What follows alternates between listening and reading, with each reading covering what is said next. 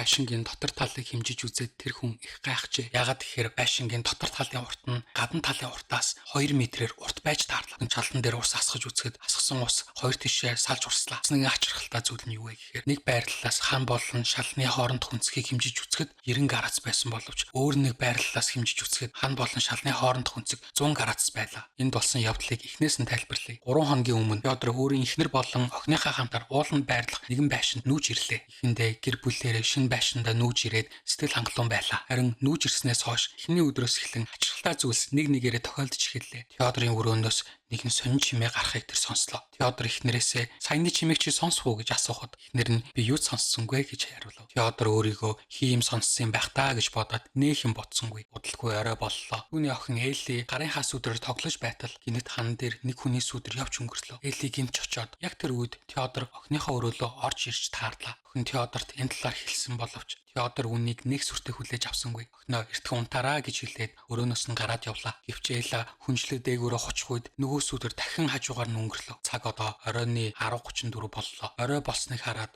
Пётр унтахаар шийдээд доошоо явж гэрлүүтээ унтраахлаа. Бидний байшин их олон өрөөтэй болж таарад бүх гэрлийг унтраахад хурган ажил болохыг Пётр ойлголоо. Пётр сүүлийн гэрлийг унтраахаар ажлынхаа өрөөнд орж ирээд гэрлээ унтраахад гартал ширээний чийдэн гинт өөрөө аслаа. Пётр унтлагын өрөөндөө буцаад ороод ирэхэд түүний эхнэр аль хэдийнэ унтцсан байв. Пётр их гайхлаа. Яагаад гэхээр эхнэр нь дандаа оройтч унтдаг болохоор. Өнөөдөр яагаад ийм эрт унтсан юм болоо гэж бодоод хэвтлээ. Гэтэ Пётрийн мдээгүй өнгөрсөн зүйл нь юу вэ гэхээр аль хэдийн үүрийн 3 цаг өнгөрч байв. Өөрөөр хэлбэл Пётр гэрлээ унтраахаа буцаад ирэхэд бүхэл бүтэн 5 цаг өнгөрсөн байв.